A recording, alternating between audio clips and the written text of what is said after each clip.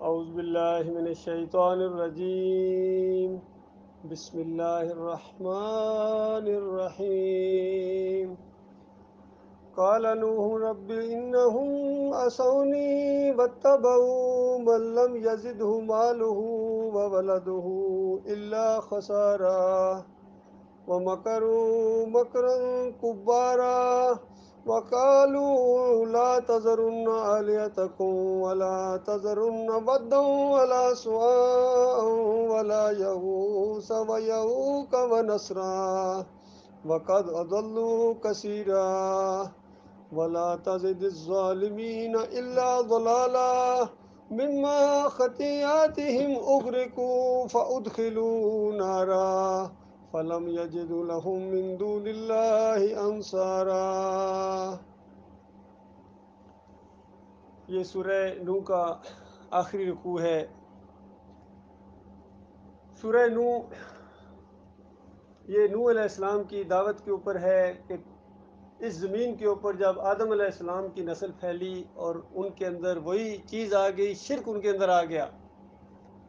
جس سے منع کیا گیا تھا کہ دیکھنا آدم کے بچوں شرک نہ کرنا، اللہ کے ساتھ کسی چیز کو شریک نہ ٹھہرانا، ورنہ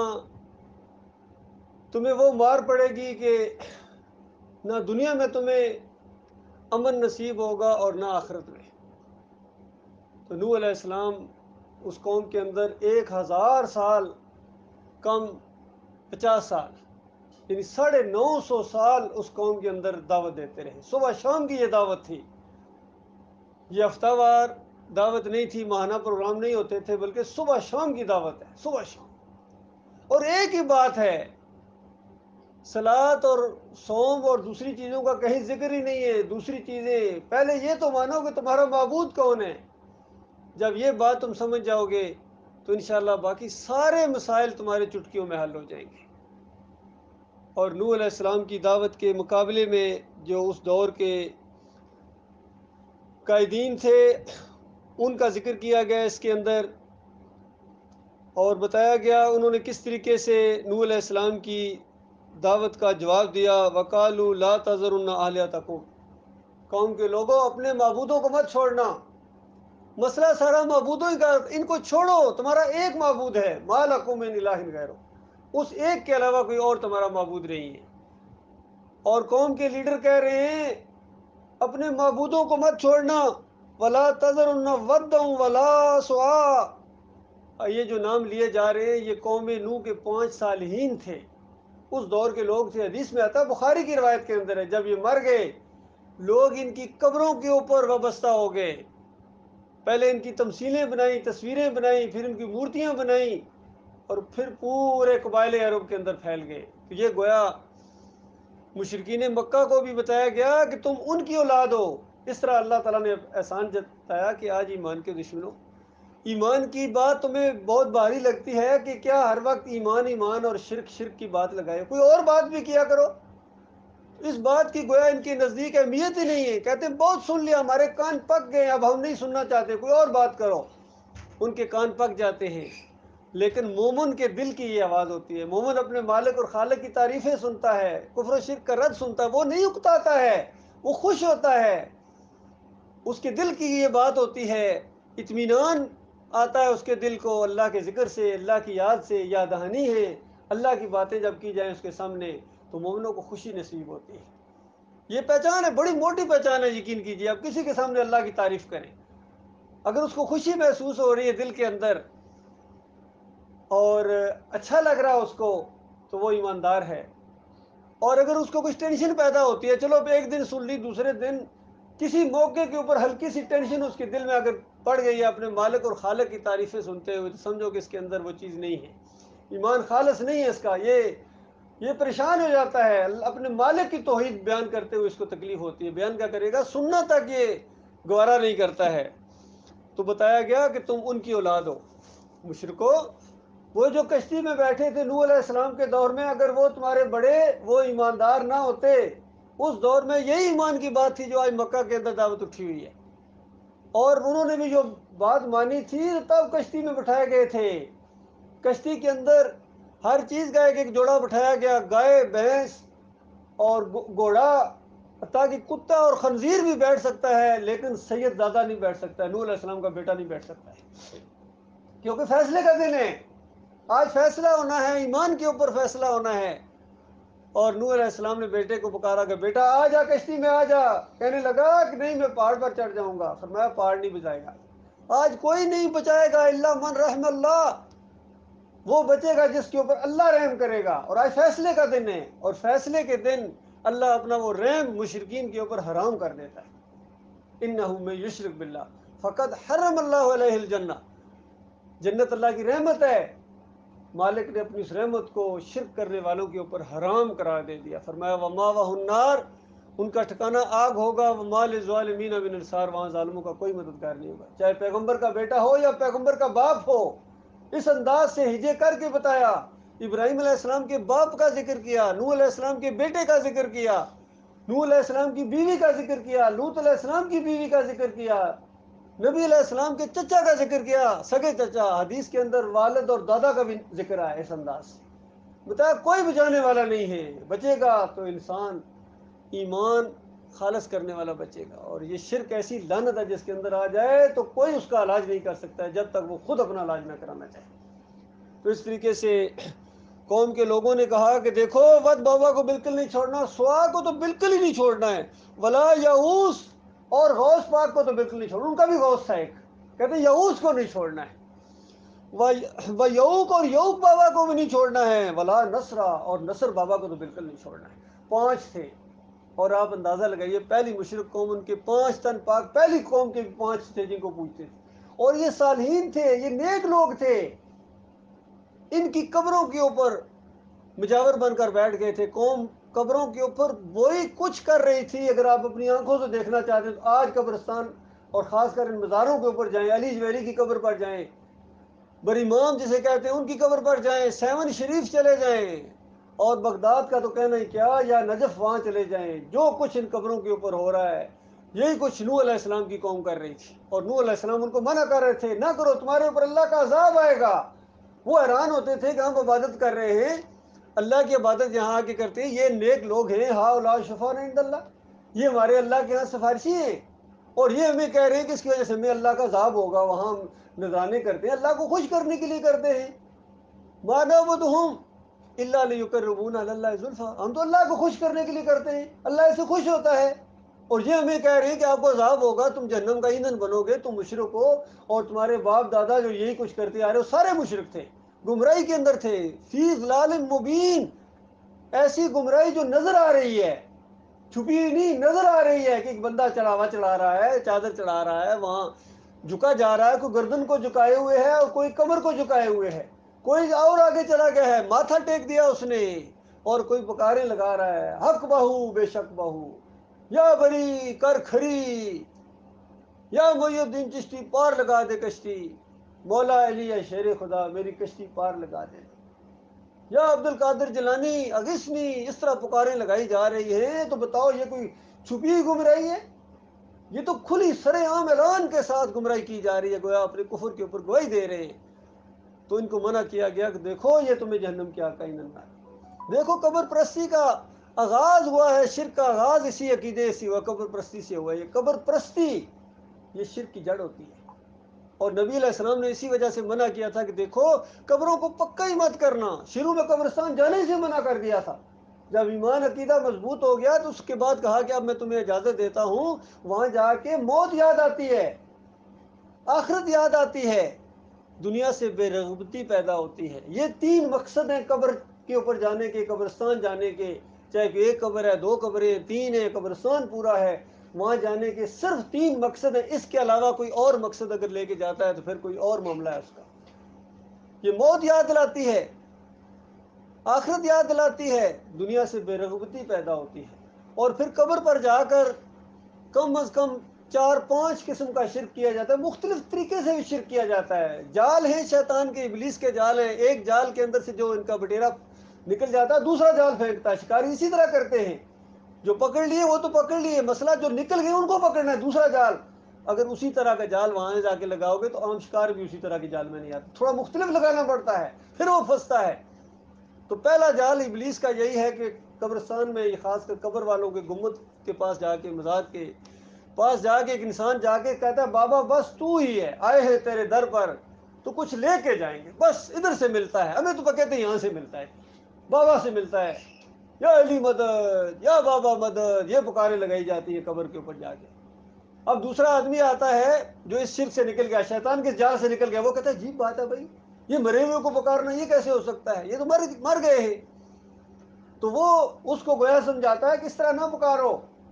یہاں آئے ہو تو بس اتنی بات کہہ دو بابا جی کو، بابا جی اللہ سے یہ دلوا دیں، بس یہ دوسرا شرک ہے۔ پہلے جال سے نکلا، دوسرے جال میں اس کو پھنسانا ہے، کیونکہ پہلے جال میں وہ دوبارہ نہیں آ سکتا ہے۔ جس طرح کسی کا ذہن بن گیا کہ ان کو پکارنا یہ نہیں سنتے ہیں، وہ کیوں پکارے گا جا کے؟ وہ تو کہے گا کہ بابا جی آپ نہیں کر سکتے، لیکن اللہ اوپر والے سے کرا، ہماری بات آپ کے سامنے، آپ کی اللہ کے سامنے، میری تیرے آگے، تیری اللہ کے آگے۔ یہ دوسرے قسم کا شرک۔ اب تیسرا آدمی آتا ہے، وہاں ان دونوں کو دیکھتا ہے، کہتا ہے بھائیو شرک کر رہے ہو، کیا کر رہے ہو، یہ نہ کرو، تمہاری دعاؤں کا طریقہ غلط ہے، اس طرح دعا مانگو، اے اللہ بابا جی کے صدقے دے، ان کی وجہ سے تو مجھے دے۔ پکارتا اللہ کو نہیں، بظاہر اللہ کو پکار رہا ہے اور کہہ رہا ہے یا اللہ ان کے وسیلے سے دے، ان کی تو ٹالتا نہیں ہے، ان کی سفارش ہو جائے تو پھر کیا کہنا، ان کی وجہ سے ہمیں دے، یہ بڑے بزرگ تھے، بڑے نیک تھے، ان کی وجہ سے میری جھولی بھر دے۔ یہ تیسرے قسم کا شرک ہے۔ چوتھا آتا ہے، ان تینوں کو منع کرتا ہے کہ کیا کر رہے ہو، اس طرح نہ کہو، بلکہ اللہ تعالیٰ کو پکارو، اور یہاں پکارو، یہ مقدس مقامات ہیں، یہاں کے بڑی یہ کرنے والے تھے، بڑی محنتیں انہوں نے کی ہیں، یہ جو مقامات ہوتے ہیں بڑے مقدس مقامات ہوتے ہیں، یہاں اللہ زیادہ سنتا ہے، یہاں صرف اللہ کو پکارو، ان کو نہ پکارو، ان کے وسیلے سے نہ پکارو، ان کے ذریعے نہ پکارو، بلکہ اللہ کو پکارو، براہ راست اللہ تعالیٰ کو پکارو، لیکن یہ جگہ بڑی مقدس ہے۔ یہ چوتھی قسم کا شرک ہے۔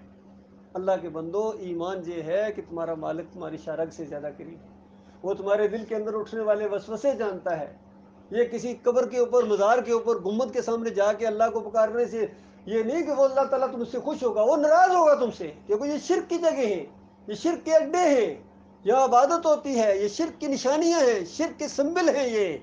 اور یہاں جب مسلمان جو کچھ کر رہے ہوتے ہیں، ایک مخلص مومن جب دیکھتا ہے تو پوری طرح سمجھ جاتا ہے یہ شرک کر رہے ہیں، یہ قبر والے کے ساتھ چمٹے ہوئے ہیں۔ تو یہ معاملہ ہے اللہ کی بندو، اس قبر پرستی سے نکلو۔ آج مسلمانوں کی قبر پرستی خالص بت پرستی بن گئی ہے۔ وہ چیز جو ہندو اپنے مہاراج کے سامنے، اپنے مورتی کے سامنے کرتا ہے، وہی سارا کام آج یہ مسلمان اس قبر کے سامنے، گنبد کے سامنے، مزار کے سامنے کرتا ہے۔ وہ اگر جا کے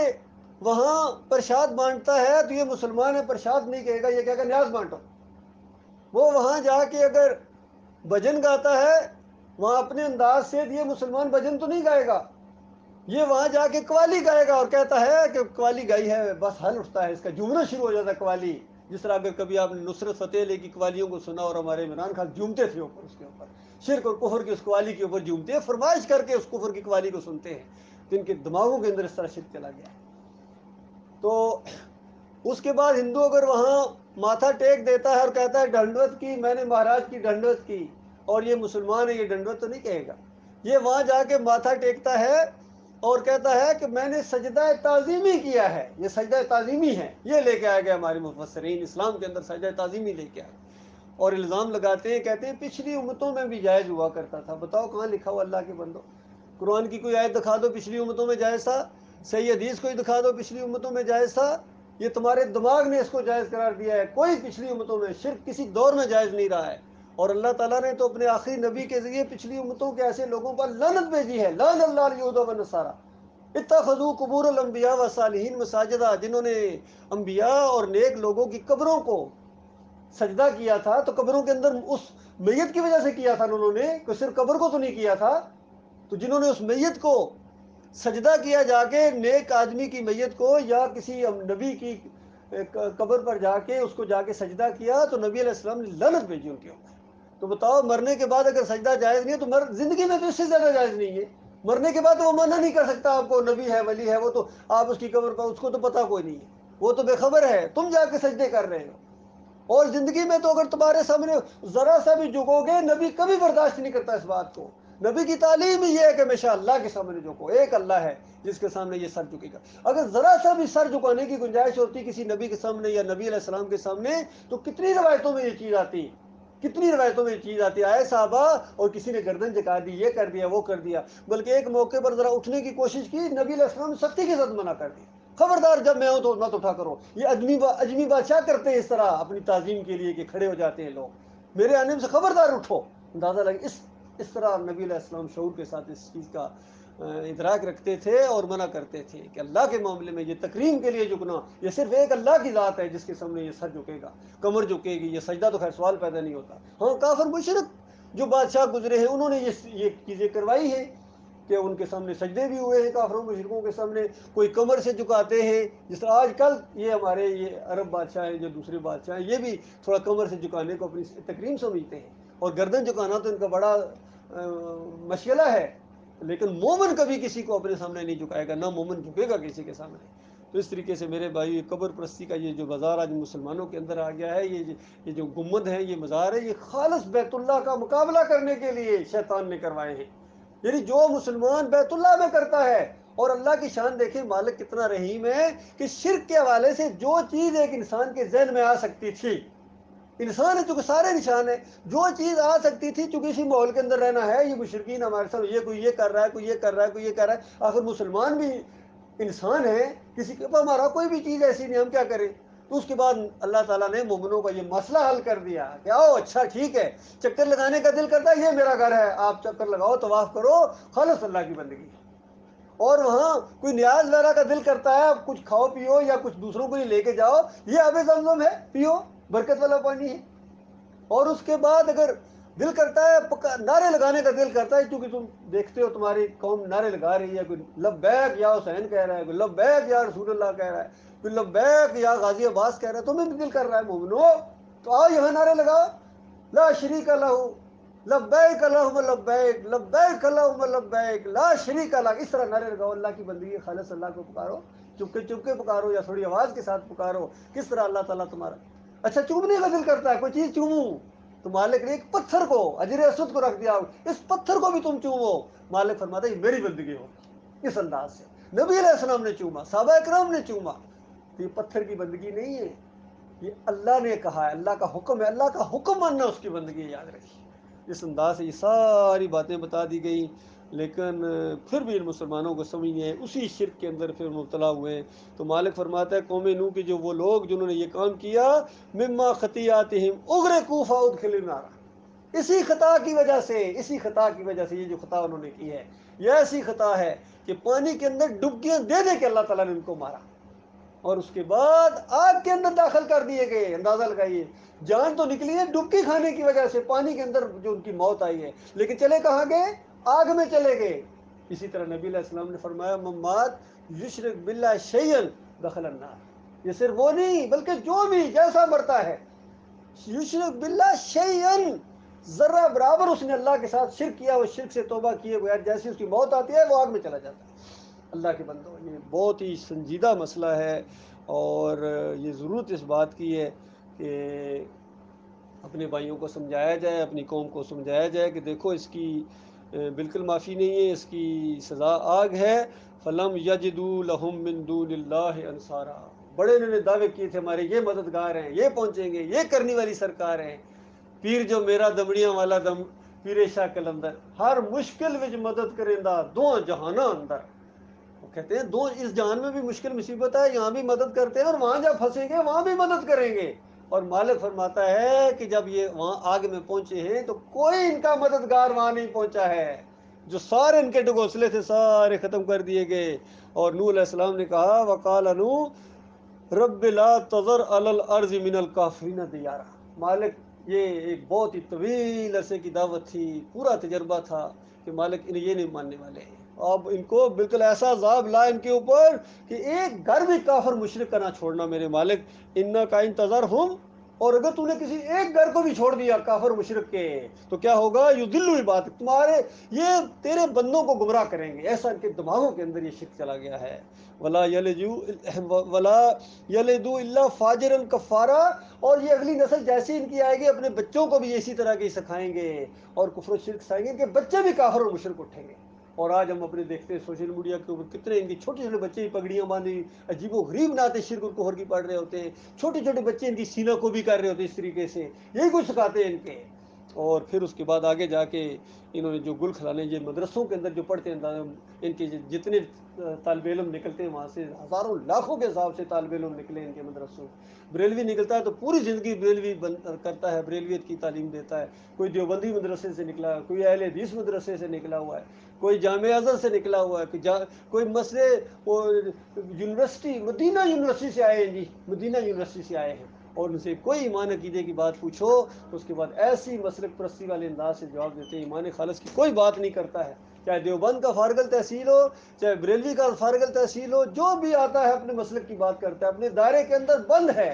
ایمان خالص کی بات ان کے سامنے رکھی بھی جائے تو ان کو پہاڑ قبر، مالک فرماتا ہے بہت بڑی بات ہے، پہاڑ ان کے سامنے گویا آ جاتا ہے جب آپ ان کو ایمان عقیدے کی بات بتاتے ہیں، توحید کی بات.